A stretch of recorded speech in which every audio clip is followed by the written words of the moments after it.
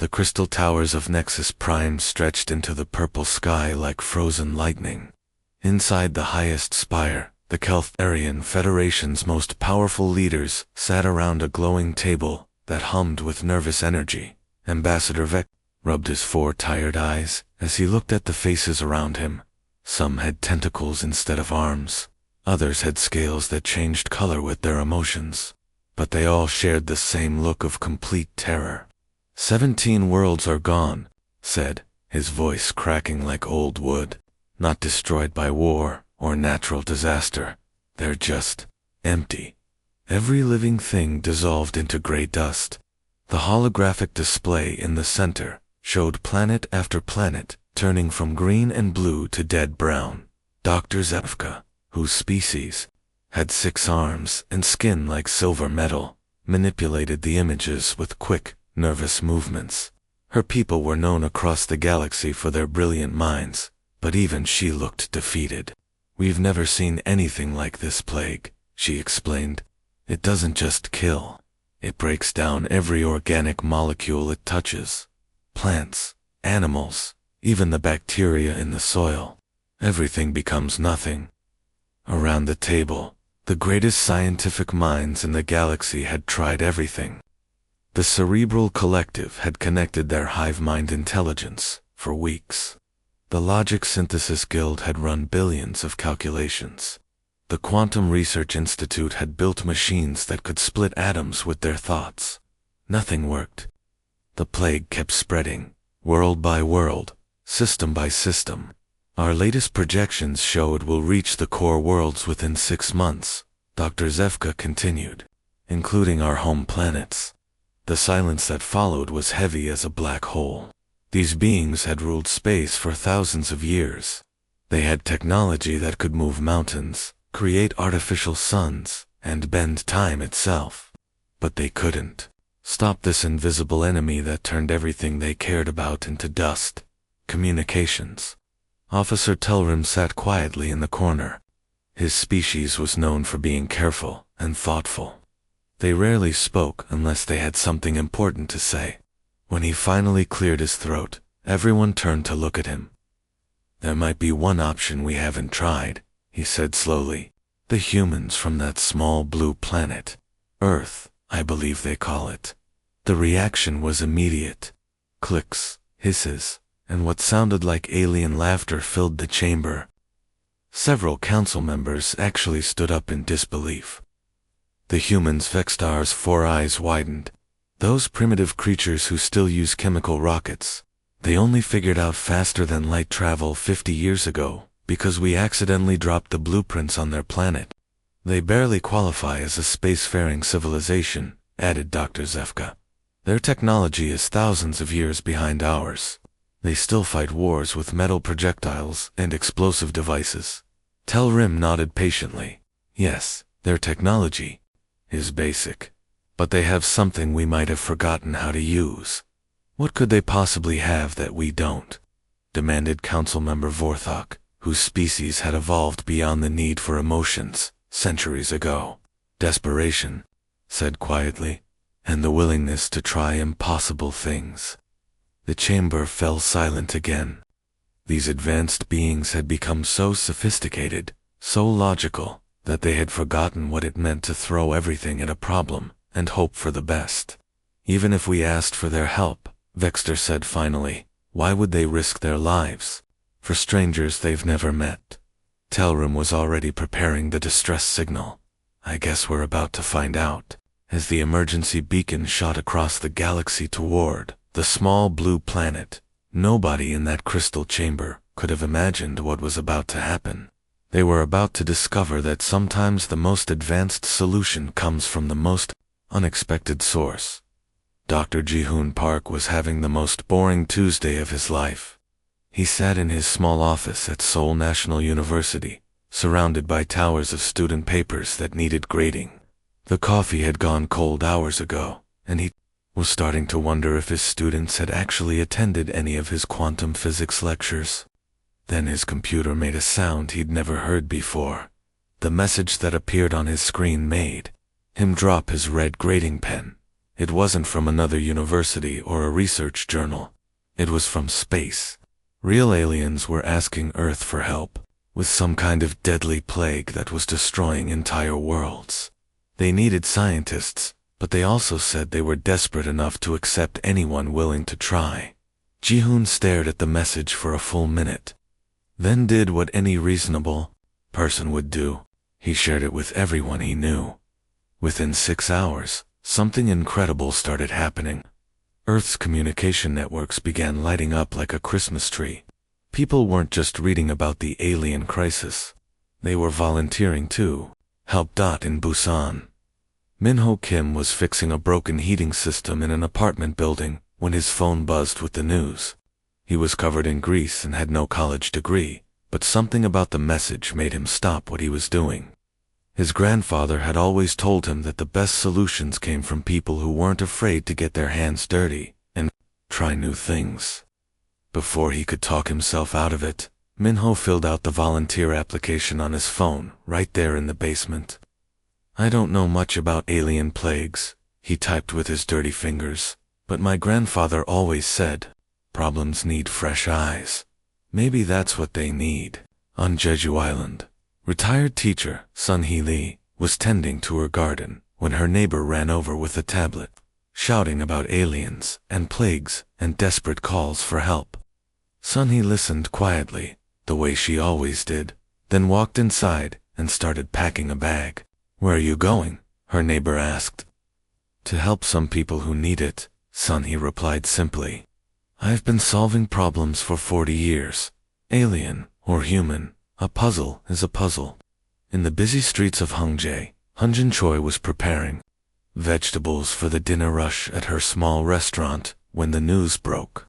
While other people panicked or wondered if it was all fake, Hyunjin found herself thinking about fermentation.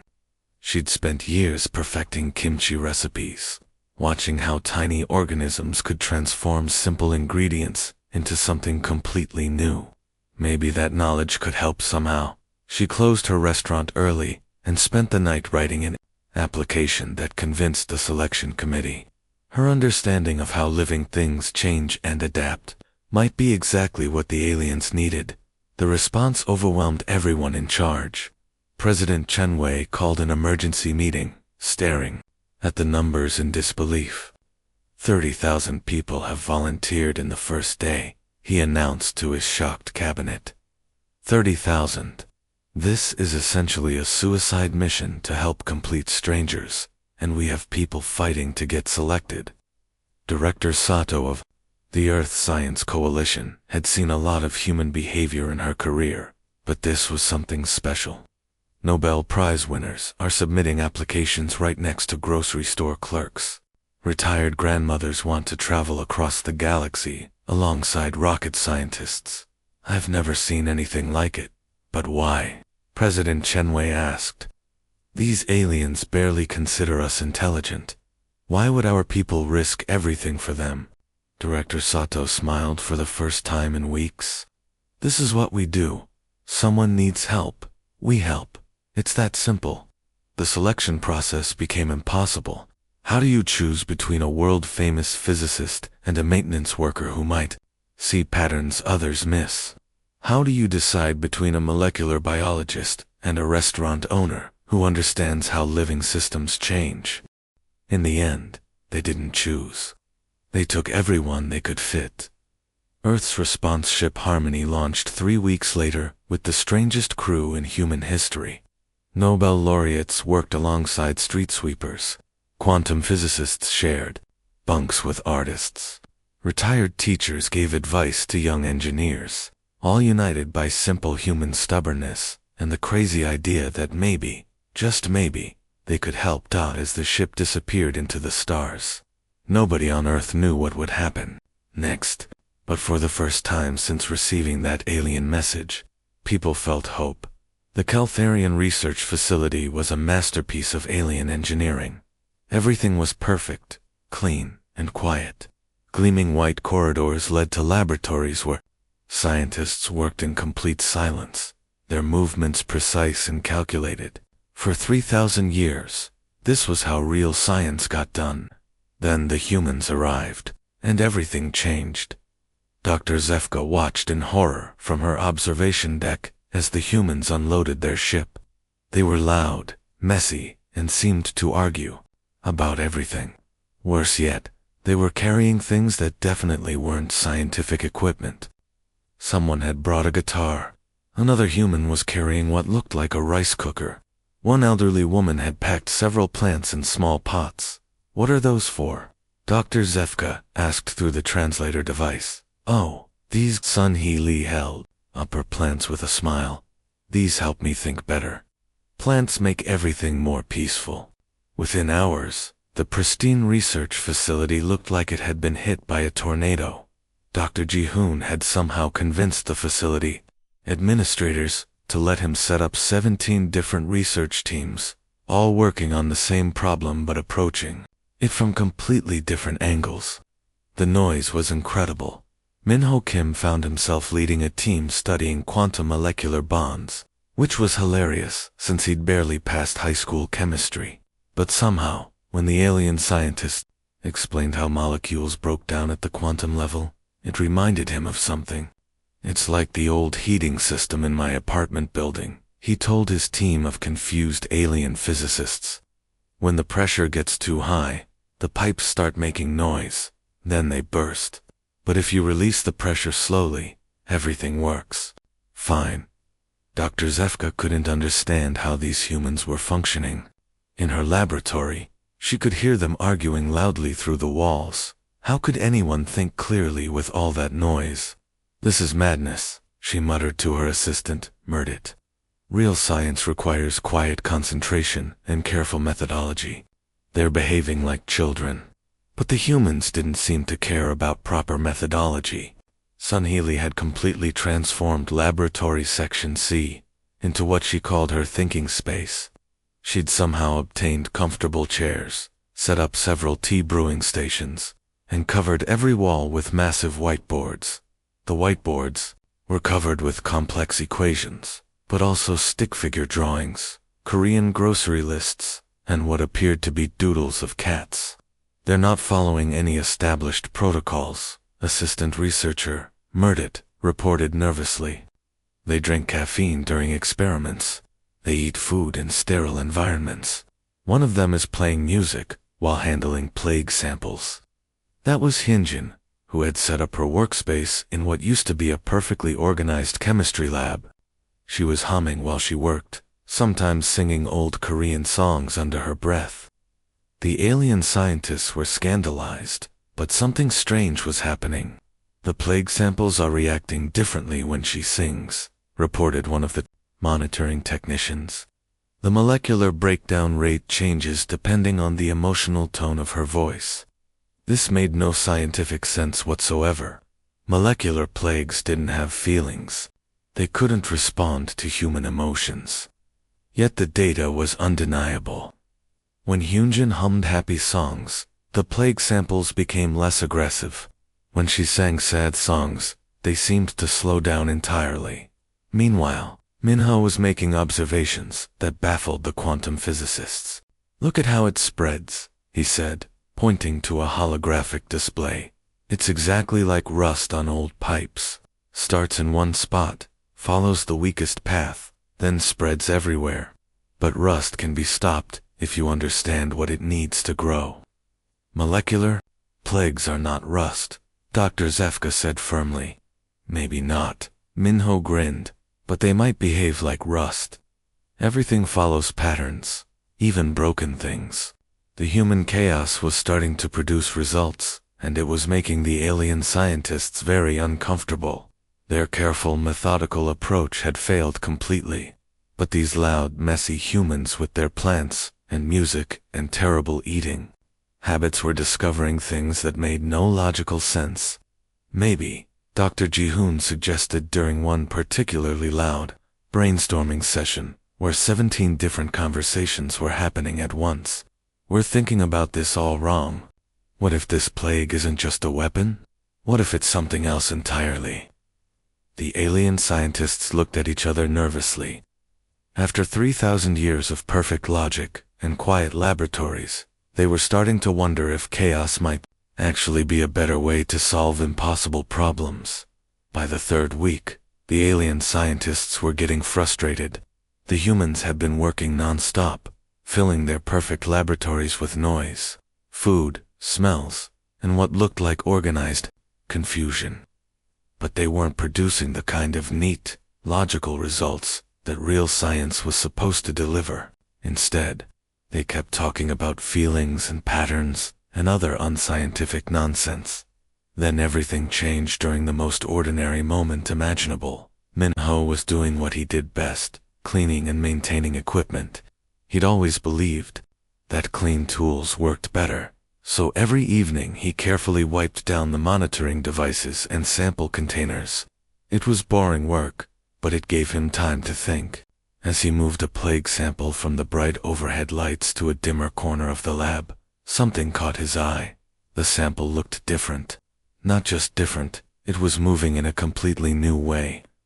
"Hey, come look at this," he called to anyone who would listen. "This thing acts weird under different lights." Dr. Zefka approached skeptically. "Lighting conditions shouldn't affect molecular behavior." "Maybe not," Minho said, moving the sample back and forth between bright and dim areas. "But watch what happens. Under bright light, it moves fast and aggressive. Under dim light, it slows down, almost like it's relaxing." He paused, then made a connection that would have seemed crazy to anyone who hadn't spent years fixing temperamental heating systems. "It's like my old radiator back home.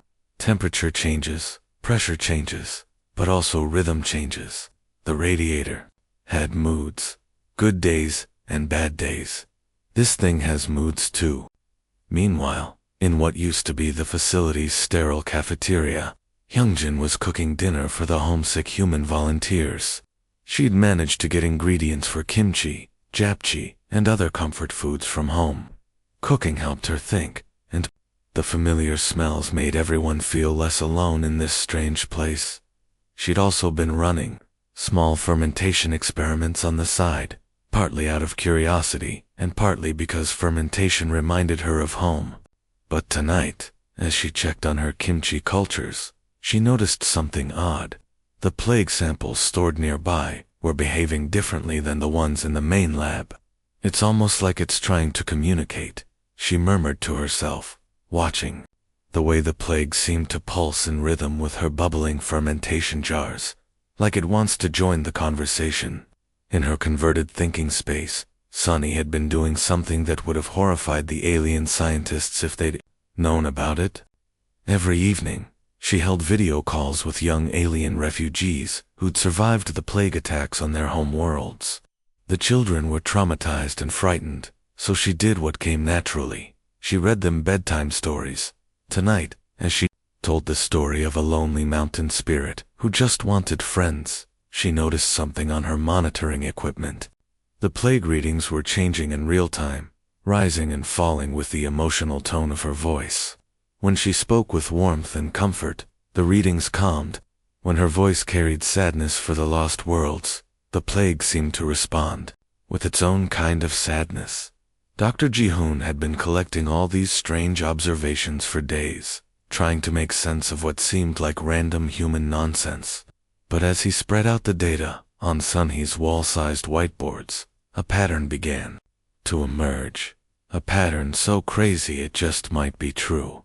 "What if the plague isn't just a biological weapon?" he announced to his mixed group of human volunteers and alien scientists. "What if it's lonely?" The silence that followed was deafening. Dr. Zefka's silverskin actually changed color, which her species only did when extremely shocked. "That's impossible," she stated firmly. "Molecular structures cannot experience emotions. They cannot be lonely. They cannot want anything except to follow their programmed instructions." "Maybe not emotions as we understand them," Ji-hoon replied, his excitement growing as the pieces fell into place. "But what if they're quantum resonance patterns that mimic emotional states?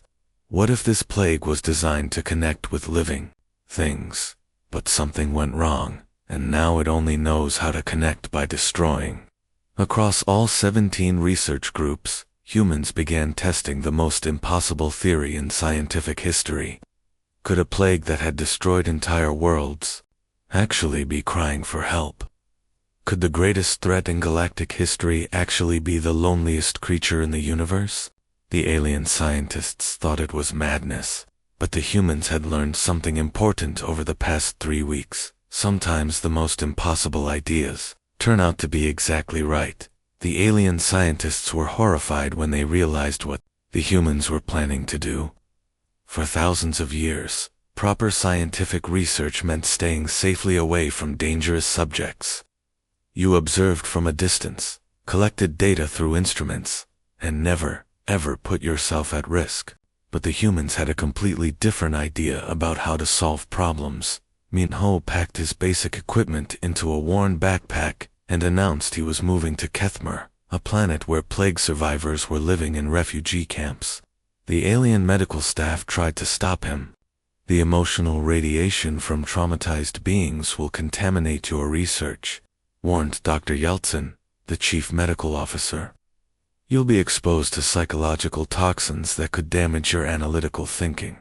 Minho just shrugged. How can we solve their problem if we don't understand their lives? I need to see what they see, feel what they feel. Numbers on a screen only tell half the story.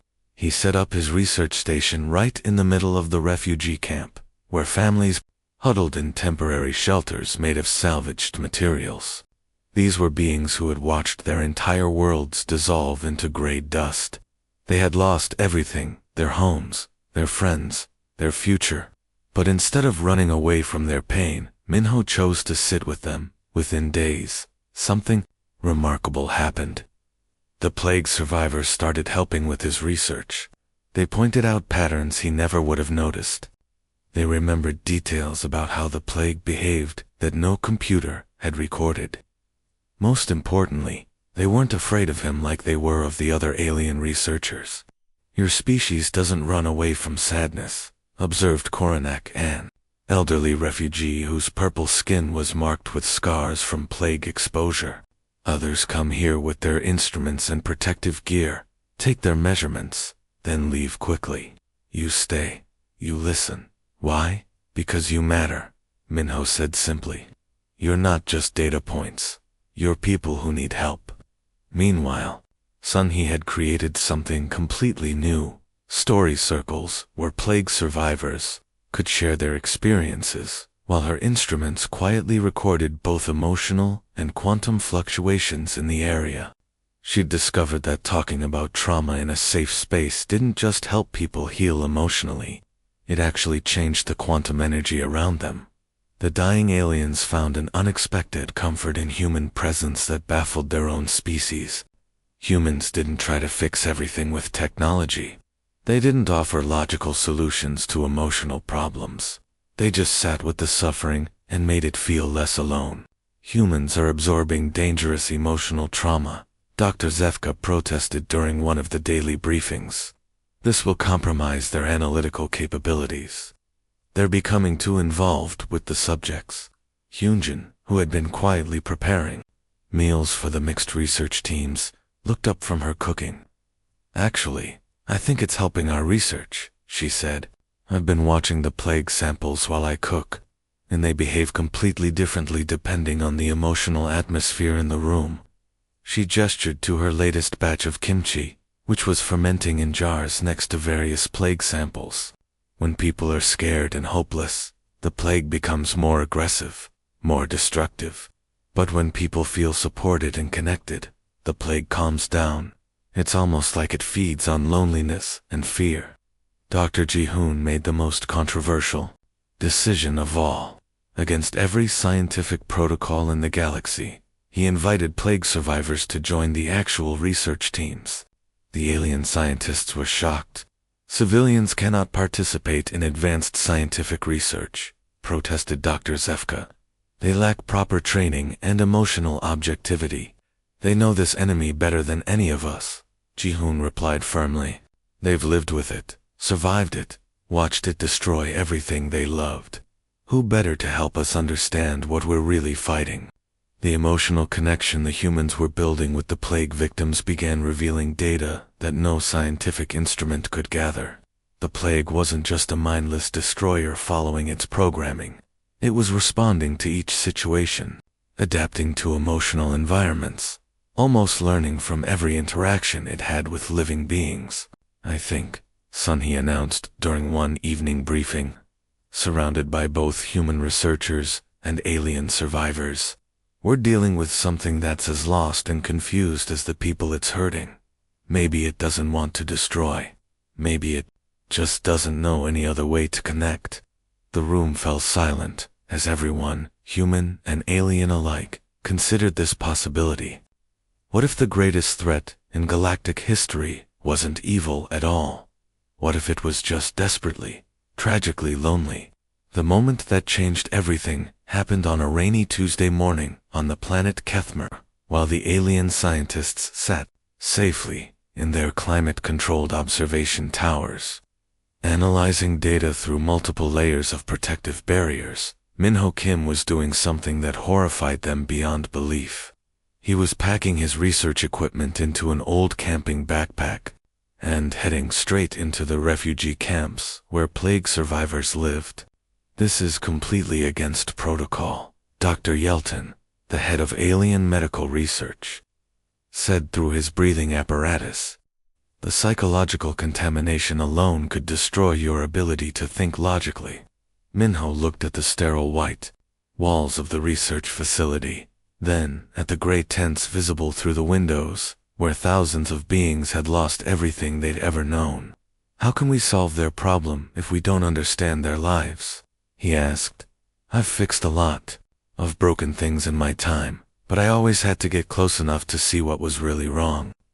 The alien medical staff watched in disbelief as this human maintenance worker walked directly into what they considered the most psychologically dangerous environment in the galaxy. Within hours, he had set up his equipment next to a food distribution center where families lined up for daily rations. What happened next amazed everyone. The plague survivors, who had been suspicious and fearful of the alien researchers with their protective suits and sterile instruments, welcomed Minho like an old friend. Children who hadn't spoken since watching their worlds die began talking to him. Adults who had given up hope started helping with his research. "Your people are different," said Koronak, an elderly being whose purple skin bore the scars of plague exposure. His species normally lived for 300 years, but the trauma had aged him decades in just months. Other researchers come with their barriers and their fear. They take their measurements and leave quickly, like we might contaminate them. But you sit with us. You share our food. You're not afraid of our sadness. Minho discovered something remarkable in those camps. The plague survivors remembered details about how the plague behaved that no computer had recorded. They noticed patterns that only someone who had lived through the terror could see. Most importantly, they weren't just victims. They were witnesses to something that defied scientific understanding. Meanwhile, Sunhee Lee had created something entirely new in the history of galactic research. She called them story circles, and they met every evening in a large tent she had convinced the camp administrators to provide. Plague survivors would sit in comfortable chairs she had somehow acquired, drinking tea from mismatched cups, and simply talk about their experiences. What the alien scientists didn't understand was that Sunhee had hidden her quantum monitoring equipment throughout the tent.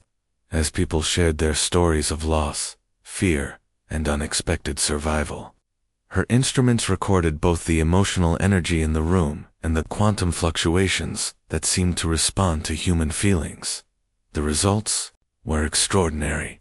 The dying aliens found a comfort in human presence that their own species couldn't provide. Humans didn't try to fix everything with logic or technology. They didn't offer solutions to grief that couldn't be solved. They just sat with the pain and made it feel less overwhelming. "Look at these readings," Sunhee showed Dr. Ji-hoon during one of their late-night data review sessions. "When people feel heard and supported, the quantum instability in plague-affected areas actually decreases. When they feel isolated and hopeless, it increases dramatically. Back at the main research facility, Dr. Zefka was growing increasingly concerned about what she saw as dangerous human behavior. These humans are absorbing dangerous emotional trauma, she protested during a daily briefing with the research coordinators. This will compromise their analytical capabilities. They're becoming too emotionally involved with their research subjects to maintain scientific objectivity. But Hyunjin, who had been quietly observing while preparing meals for the mixed human-alien research teams, had noticed something that challenged everything the aliens believed about proper scientific methodology. Actually, I think our emotional involvement is helping the research, she said, looking up from the kimchi she was preparing for dinner. I've been keeping plague samples in my kitchen area while I cook, and they behave completely differently depending on the emotional atmosphere of the people around them. She led Dr. Zefka to her work area, where fermentation jars bubbled next to carefully labeled plague containers. When the research teams are scared and stressed, the plague becomes more aggressive. When people are laughing and sharing stories over meals, the plague activity decreases significantly. Dr. Ji-hoon made the decision that would either save the galaxy or destroy what remained of scientific credibility forever. Against every research protocol that had been established over thousands of years, he invited plague survivors to join the actual research teams. The alien scientists were scandalized. Traumatized civilians cannot participate in advanced scientific research, Dr. Zefka stated firmly. They lack proper training, emotional stability, and objective perspective. They know this enemy better than any of us, Ji-hoon replied. They've lived with it, survived it, lost everything to it. Who better to help us understand what we're really dealing with? The emotional connections the humans were building began revealing data that no scientific instrument had ever been designed to collect. The plague wasn't just following programmed instructions to destroy organic matter. It was responding to emotional environments, adapting its behavior based on the psychological state of nearby beings, almost like it was learning from every interaction. During one evening briefing, with both human researchers and alien survivors present, Sun He made an announcement that would change how the entire galaxy understood the nature of their enemy. I think, she said quietly, surrounded by beings from a dozen different worlds, we're dealing with something that's as lost and confused as the people it's hurting. Maybe it doesn't want to destroy everything. Maybe it just doesn't know any other way to make contact. The moment that would save the galaxy happened in what used to be the research facility's sterile storage room. By week 6, the humans had completely transformed the space into something that would have given the original alien architects heart attacks. There were comfortable cushions scattered on the floor. The smell of fermenting vegetables filled the air, and the sound of children's laughter echoed off walls that had once been designed for perfect silence. Hyunjin had somehow convinced the facility administrators to let her teach cooking classes to young alien refugees. Food brings people together, she had argued, and these children need something normal and happy in their lives. What she didn't mention was that she suspected the plague might respond to positive emotional environments in ways they hadn't yet discovered. On this particular afternoon, she was surrounded by a dozen alien children whose species came from worlds the plague had already destroyed. Their parents were gone, their homes were dust, but somehow they still found joy in learning how to chop vegetables and mix spices. Hyunjin watched their faces light up as she showed them how to massage salt into cabbage leaves. This part is very important, she explained through the universal translator. You have to be gentle, but firm. The cabbage needs to know you care about it, but also that you're serious about making kimchi. The children giggled at this idea. Caring about vegetables seemed wonderfully silly after months of serious, adult conversations about death and destruction. Nearby, Minho was doing what he always did, fixing things that had broken. The quantum monitoring equipment had been acting up for days, probably because the humans kept moving it around to unconventional locations. As he worked, he listened to the children's laughter and found himself smiling for the first time in weeks. Sunny had joined the group to share Korean folk tales, while everyone waited for the kimchi preparation steps. She had discovered that stories seemed to calm traumatized children better than any medicine the alien doctors had tried. Today, she was telling them about a lonely mountain spirit who learned to make friends by helping lost travelers. The spirit was very powerful, she said, making her voice deep and mysterious. But also very sad, because everyone was afraid of him. He would try to help people, but he was so big and strong that he accidentally scared them away. Dr. G sat in the corner, reviewing quantum data on his tablet, while half listening to the cooking lesson in storytelling. He had learned that some of his best insights came when his conscious mind was relaxed and focused on something completely different from his research. That's when it happened. As the children burst into delighted laughter at Sunny's dramatic impression of the confused mountain spirit, Minho's repaired equipment suddenly came alive with readings unlike anything they had ever seen. "Guys," Minho said quietly, staring at his instruments. "You need to see this." The plague samples in their nearby containers weren't just reacting to the emotional atmosphere in the room. They were harmonizing with the children's laughter, creating quantum patterns that matched the rhythm and tone of their happiness. Dr. Ji-hoon looked up from his tablet, then at the readings, then at the scene around him. Children from destroyed worlds, laughing while learning to make food from a planet they'd never seen. An elderly teacher sharing stories about lonely spirits who just wanted friends. A maintenance worker whose broken equipment was suddenly working perfectly. A cook who treated fermentation like a form of communication with living organisms. "It's not trying to destroy," he realized suddenly, his voice filled with wonder. "It's trying to connect. All this time, we thought it was a weapon, but it's not. It's lonely. It's trying to reach out to other living things, but it's so powerful that it destroys everything it touches." The solution that emerged from that moment defied every law of conventional science that had been established over thousands of years. It wasn't just medicine or technology or logic. It required simultaneous input from sources that had never been combined before: human emotional resonance, alien logical processing, quantum mechanical precision, and something the galaxy had forgotten existed after centuries of sterile scientific advancement: hope, pure, stubborn, absolutely refusing to give up hope. Dr. Zefka arrived an hour later, to find the humans frantically working on equations that made no sense. Surrounded by laughing children and the smell of fermenting vegetables. "You're proposing we sing to a plague?" she asked incredulously, reading over their preliminary notes.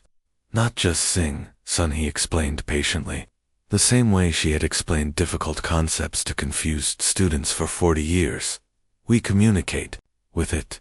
We show it how to connect with living things without destroying them.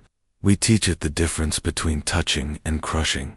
The cure they designed was part medicine, part music, part emotional therapy, and part quantum engineering. It required perfect coordination between species that had never worked together. Emotional states that most of the galaxy considered unscientific, and technology that would have to be invented on the spot. It should have been impossible to coordinate.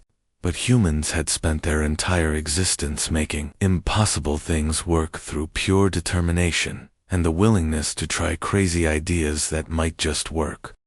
Dr. Zefka stared at their plans for a long moment, then looked at the children who were still happily making kimchi while quantum readings showed the plague samples responding to their joy with something that looked almost like contentment. "This is the most scientifically ridiculous plan I've ever encountered in 3,000 years of research," she admitted finally. Then she surprised everyone by smiling. "When do we begin?" The morning of the first implementation attempt looked like organized chaos had collided with a musical concert and exploded all over the refugee camp on Keth. Beings from 13 different worlds were scattered across the testing area. each group responsible for a different part of what had to be the most complicated scientific procedure ever attempted in galactic history. Minho stood in the center of it all, surrounded by equipment that shouldn't have worked together but somehow did. Quantum resonators hummed next to emotional frequency generators, while bioharmonic translators blinked frantically as they tried to process inputs from species that had evolved on completely different types of planets. Half the machines were held together with what appeared to be advanced alien duct tape. "This is insane," muttered Dr. Veltar, a Keltharian engineer whose species had invented most of the quantum technology. "These devices were never designed to work together. The quantum frequencies alone should cause cascading failures." Minho looked up from where he was adjusting a particularly temperamental resonator with what looked like a wrench he'd borrowed from a spaceship engine. "Every machine has a rhythm," he explained casually, as if keeping impossible technology running was just another day at work. "You just have to listen to what it's trying to tell you." As if to prove his point, the resonator's angry red warning lights suddenly shifted to calm blue, and its discordant humming smoothed into a gentle harmony that seemed to make the air itself feel more peaceful. Nearby, Sunhee had the most challenging job of all. She was somehow coordinating the emotional frequencies of 12 different alien species, each of which experienced hope, fear, and acceptance in completely different ways. Some species showed emotion through color changes in their skin. Others communicated feelings through chemical sense. A few expressed emotions as mathematical equations that had to be calculated in real. "Remember," she called out to the mixed groups, using the same patient tone she'd once used with difficult students. "We're not trying to feel the same thing. We're trying to feel compatible things at the same time. Think of it like singing harmony, instead of singing the same note." Her decades of managing classroom dynamics with teenagers turned out to be perfect preparation for managing the psychological and physiological systems of beings who had never worked together before. In what used to be the camp's food distribution center, Hyunjin had created what she called her Harmony Kitchen. For the past week, she'd been experimenting with foods that could provide energy and emotional stability to beings with completely different digestive systems. The smell of her improvised fusion cuisine filled the air, a mixture of Korean spices, alien herbs, and ingredients she'd never heard of, but somehow made work together. "Hungry people don't harmonize well," she declared, while serving bowls of what looked like kimchi soup mixed with liquid starlight to a group of crystalline beings who absorb nutrients through their skin. "And scared people definitely don't sing in tune. Everyone eats before we start." Dr. Ji-hoon moved between groups like a translator at the most complicated conference in history. One moment he was explaining human intuition in mathematical terms that made sense to the logical Keltharian. The next, he was helping emotional beings understand why quantum mechanics required precise timing. His job was to build bridges between ways of thinking that had never been connected before. "The humans want us to project hope while calculating fear reduction algorithms," Dr. Zefka said, looking overwhelmed. "How do we feel optimistic about something while simultaneously measuring our anxiety levels?" "Think of it like being a parent," Ji-hoon suggested. "You can love your children while also worrying about their safety. Two feelings at the same time, both completely real." The first test site required timing so precise it made atomic clocks look sloppy. Humans had to sing mathematical formulas, while aliens calculated emotional frequencies, while quantum equipment translated everything into bioharmonic resonance that could communicate with the plague samples. Phase 1. Emotional stabilization, Sunhee called out. Across the testing area, beings from 12 different worlds began projecting hope, acceptance, and the stubborn refusal to give up that human's cold determination. Phase 2. Quantum synchronization, Dr. Ji-hoon announced. The alien scientists began their calculations, while Minho's impossible machines hummed in harmony. Phase 3. Bioharmonic translation, called Dr. Zefka, though her voice shook with disbelief at what she was participating in. And then something magical happened. Humans began singing equations about quantum molecular bonds, but they sang them like lullabies. Aliens calculated emotional frequencies with the precision of master mathematicians, but they calculated them with hope instead of fear. Machines that should have exploded from incompatible inputs instead created a harmony that seemed to make the air itself glow with possibility.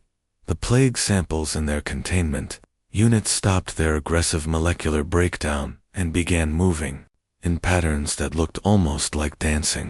This shouldn't work, Dr. Zefka muttered, staring at readings that defied everything she'd learned in 300 years of scientific training. Minho grinned while adjusting a quantum resonator with his homemade tools. Most of our best ideas shouldn't work. That's never stopped us before. But it was working. Against all logic, all precedent, all scientific possibility. It was actually working. The first sign that something extraordinary was happening came from the monitoring stations that Minho had set up around the treatment site. 3 hours after the bioharmonic therapy began, his equipment started reporting readings that made him check the calibration twice, then 3 times, then call for backup equipment because he was sure something had broken. The treated zones aren't just healing, he announced to the gathered researchers, his voice filled with amazement. They're actually stronger than they were before the plague hit.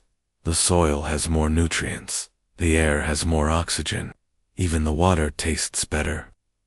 Dr. Zefka rushed to verify his readings with her own instruments, then stared at the results in disbelief.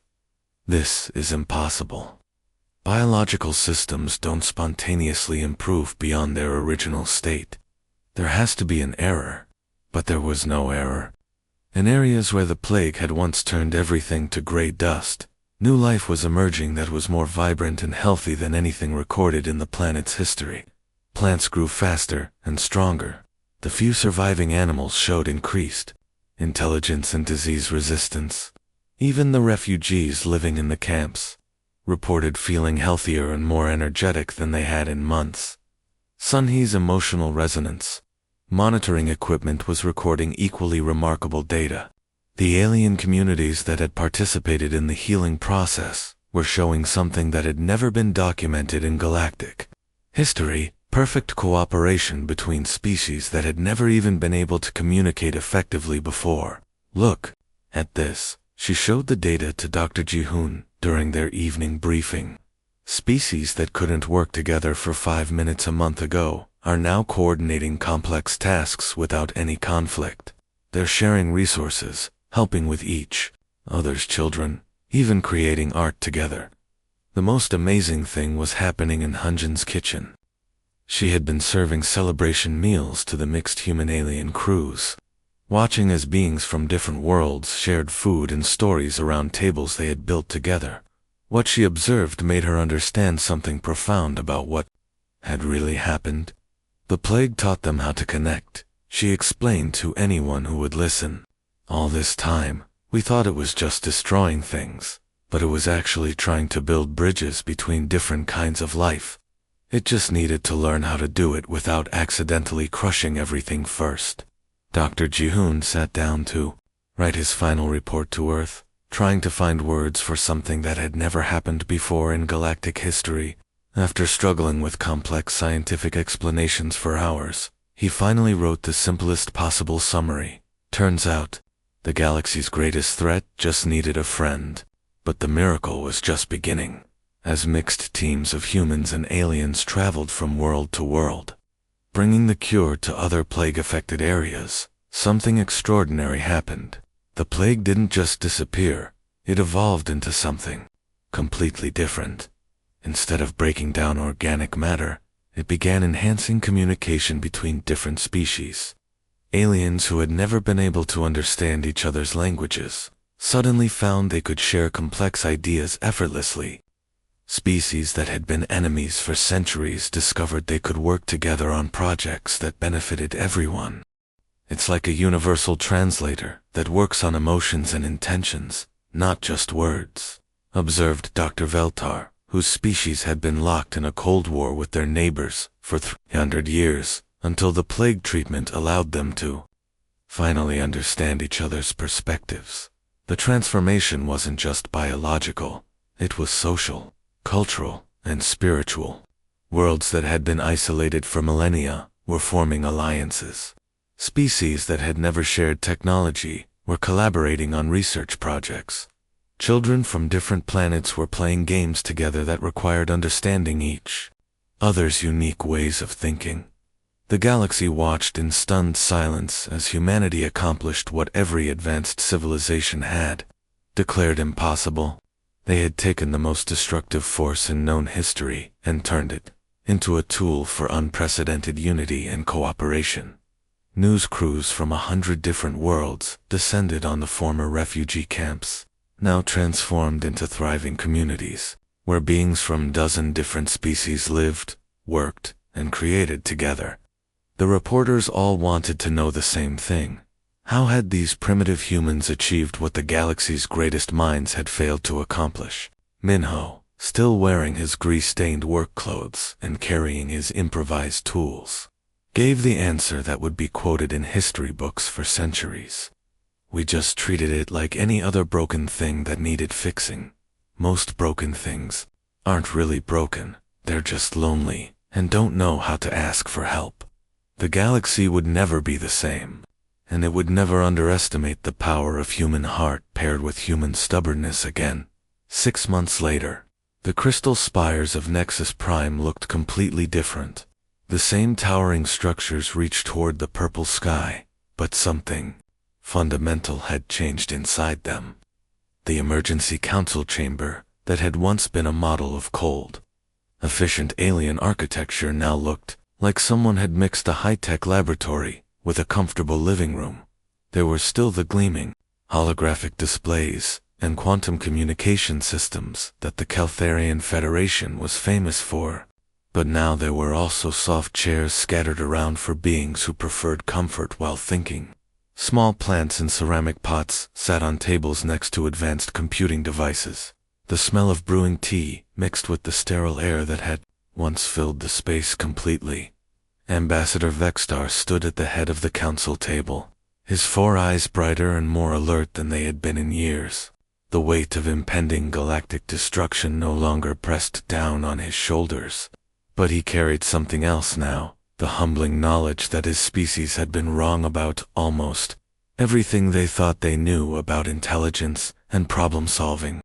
"We owe you an apology," he said, addressing the small group of humans who sat among the alien council members as if they had always belonged there. 6 months ago, we dismissed you as primitives who had barely learned to travel between stars. We thought intelligence meant following logical protocols and maintaining sterile research conditions. We were wrong about everything. Dr. Zefka, whose silver skin now had a warmer glow than anyone had ever seen before, stood to present her findings to the assembly. She had spent months analyzing not just the plague cure, but the method the humans had used to discover it. Her conclusions had shaken the foundation of everything the galaxy believed about science and intelligence. What we initially perceived as human chaos and disorder, she explained to the mixed audience of aliens and humans, is actually a form of parallel processing so advanced that our linear minds mistook it for primitiveness. While we were following one logical path to its conclusion, they were exploring hundreds of possibilities simultaneously, discarding dead ends quickly and building on promising connections in real time. She gestured to holographic displays, showing the research process from 6 months earlier. They weren't being unscientific. They were being more scientific than we knew was possible. Minho Kim sat in the front row, still looking slightly amazed that he was in a room with some of the most powerful beings in the galaxy. The maintenance worker from Busan now wore formal clothes for the occasion, but he still carried the same confident smile that had never left him during the darkest days of the crisis. Pinned to his jacket were honorary doctorate certificates from 3 different worlds, recognition for discoveries that had fundamentally changed how civilizations approached impossible problems. We just do what needs doing, he said with a grin when called upon to speak. Always have. My grandfather used to say that every problem has a solution, if you're willing to get your hands dirty and try things that might not work. Turns out he was right about more than just broken heating systems. Sun-Hee Lee had become something of a celebrity throughout the galaxy, though she seemed slightly embarrassed by all the attention. Her research on emotional intelligence as a scientific tool had revolutionized how advanced civilizations approached everything from diplomatic negotiations to technological development. The comprehensive report she had compiled was already being taught in universities on dozens of worlds. Every species in this galaxy had forgotten something important. She explained to the council with the same patient tone she had once used with difficult students. Feelings aren't the opposite of logic. They're another kind of data. Emotions tell us things that instruments can't measure. Fear points toward real dangers. Hope identifies genuine possibilities. Love shows us what's worth protecting. We forgot how to listen to that data, so we missed solutions that were right in front of us. Hyunjin Choi's proposal for galaxy-wide cultural exchange programs had already been approved by 8 different civilizations and was spreading rapidly to others. Her simple idea that sharing meals together helps different species understand each other had become the foundation for a new kind of diplomacy that was solving conflicts that had lasted for centuries. Food is a language everyone speaks, she had explained to the Galactic Cultural Council. When you cook for someone, you're showing them you care about their well-being. When you eat together, you're saying you trust each other. It's the oldest form of communication in the universe. Dr. Ji-hoon Park stood to address the final item on the council's agenda. The question that had brought them all together for this historic session. The Federation Council has voted unanimously. Ambassador Vexstar announced formally to invite humanity to lead the Galactic Science Coalition. Your species has demonstrated capabilities that exceed our most advanced civilizations. We believe human leadership could guide us toward solutions we never imagined possible. The 4 humans exchanged glances, a silent conversation passing between them in the way that people who had shared an impossible experience could communicate without words. Finally, Dr. Ji-hoon smiled and gave the response that would define humanity's relationship with the galaxy for generations to come. How about we work together instead? He suggested. We've learned as much from you as you have from us. The best solutions come when different kinds of intelligence work together, not when one leads and others follow. The chamber fell silent for a moment as beings from dozens of worlds considered this response. Then, slowly, approval began to spread through the assembly. Clicks, hums, and sounds of agreement in languages from across the galaxy filled the air as the historic council session concluded and beings began to file out, discussing plans for collaboration that would have been unimaginable 6 months earlier. Dr. Zefka made a final note in her personal research log. Today we learned the most important scientific principle in the galaxy, she wrote. When someone needs help, you help. Everything else is just details. Outside the crystal spires, ships from 100 different worlds prepared to carry the message throughout the galaxy. The age of isolated civilizations competing for resources was ending. The age of cooperation, understanding, and shared problem-solving was beginning. And it had all started because, for ordinary humans, had refused to believe that any problem was too big to solve if people were willing to work together and never give up. The galaxy would never underestimate human heart, paired with human ingenuity, again.